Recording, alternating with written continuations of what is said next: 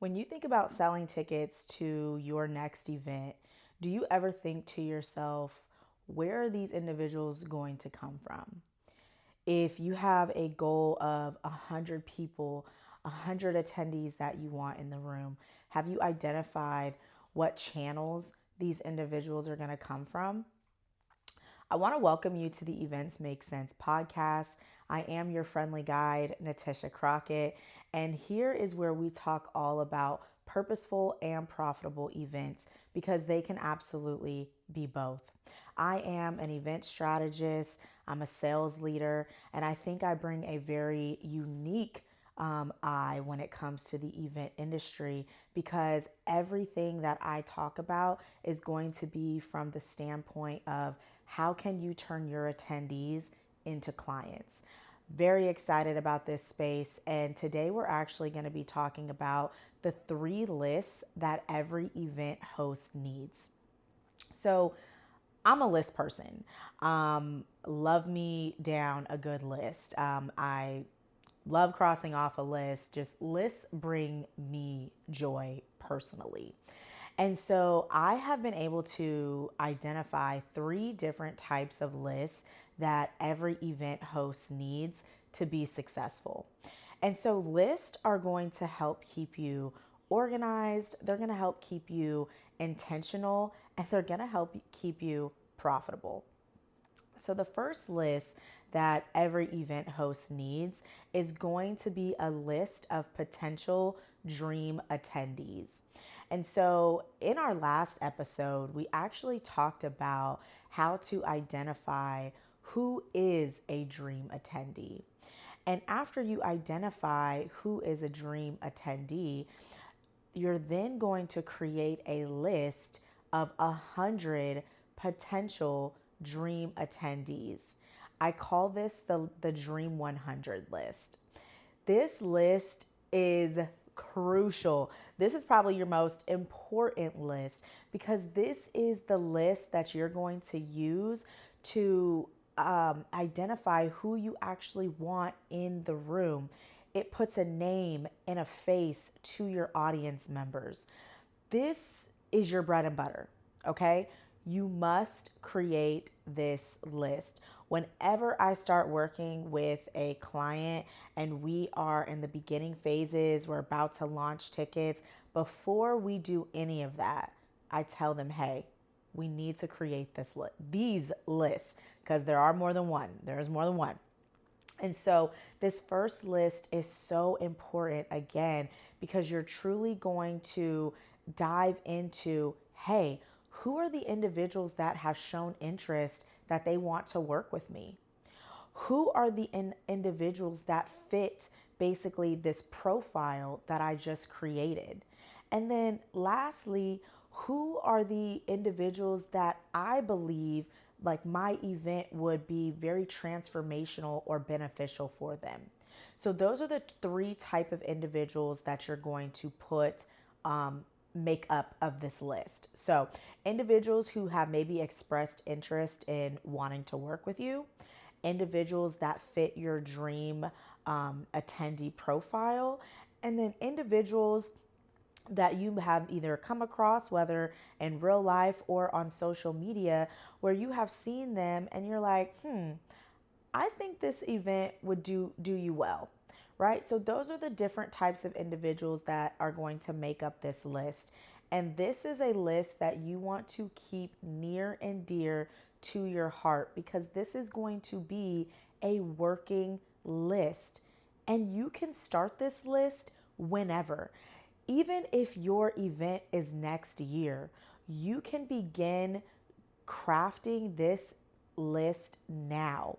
And I'm always adding people to and off my list as well, because as we learned in the last episode, we also have non negotiables, right? So you can add somebody to this list, and then maybe you see a Facebook post that they write or a reply to a comment that they said, and it just completely threw you off, or in your mind, the type of person that you work with, that's not what they would be talking about, or that's not something that they would say online. Cross them off.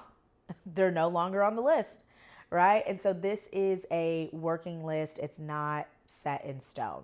So that is list number one. This list, you want to build it to at least 100 people. And you might be saying, Natisha, 100's a lot. But is it though?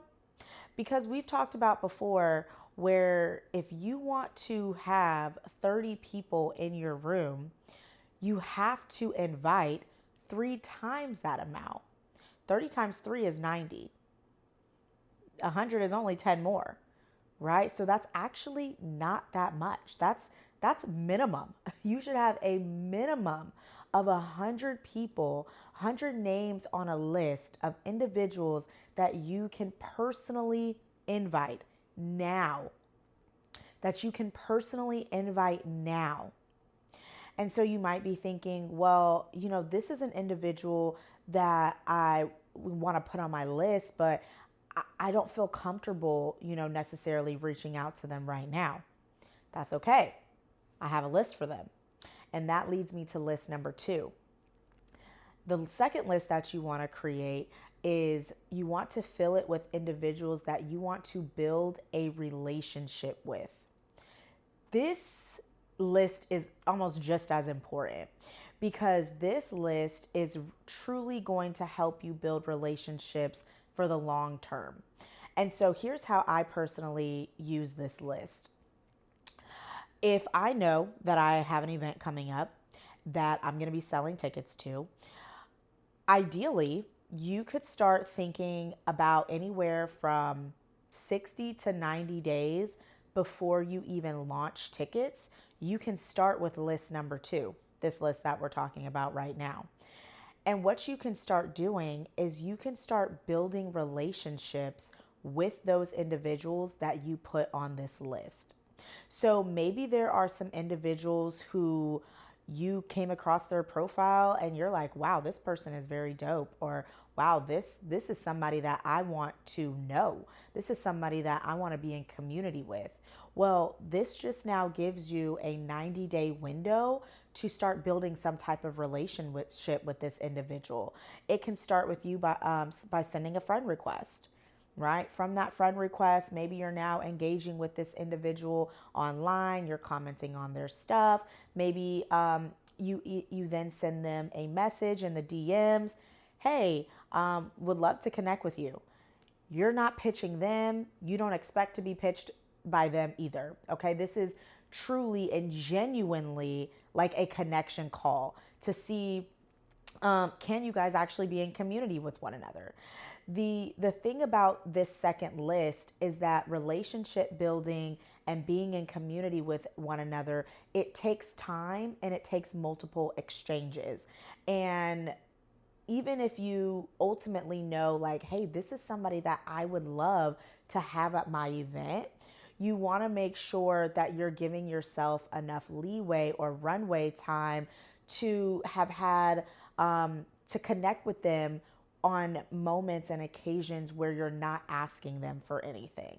And so when you start about 90 days before you plan on launching your event, now you've already have had a couple of interactions with this individual. So then day 90 or even day 120, maybe now you're 2 months in to you promoting your event. Now maybe at this point in time you feel comfortable to reach out to this person and say, hey, I don't know if you'd be interested, but I would absolutely love to have you in the room. I think it's something that you would find very beneficial, right? Because you have interacted with this person, you have learned new information about this person, and you now know, like, hey, this is actually a room that I think that this person would actually benefit from. And so this second list is all about, who do I want to build a relationship with? Who do I may not feel very comfortable with, or inviting at this moment, but I want to get to that point. And here's the thing, it doesn't have to be, 90 days before. You don't have to be, that strategic, although, you can.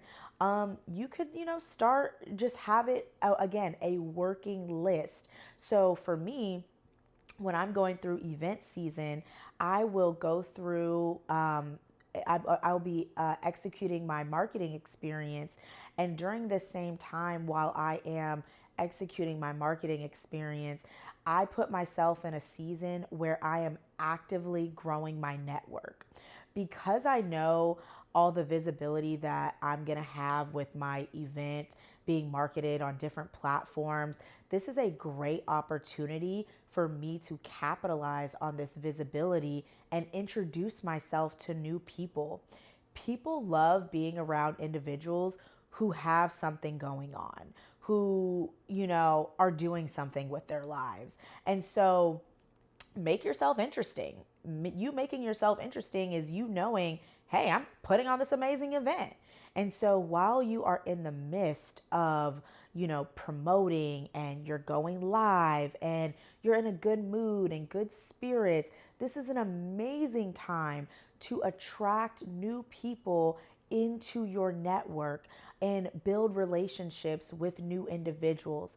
And so while I am executing my marketing experience, I'm having connection calls virtually or in person, and I am getting to know people. And guess what?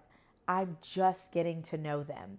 And so here's what can sometimes happen depending on the vibes, right? Because it's all about energy. If I am, actively marketing my event and I happen to connect with a new individual, if we vibe out and we're like, reciprocating energy with one another, sometimes I do feel comfortable to extend an invitation.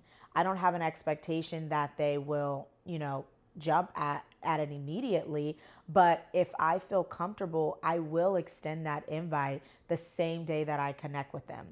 Other times, I may not do that. Other times, it may not be the time. It may just strictly be, hey, I get to know you and I'm going to continue to do so. I'm going to continue to build community with you. And when I feel like the time is right and I have given enough value and we've had enough interactions and time with one another, then I will extend that invite.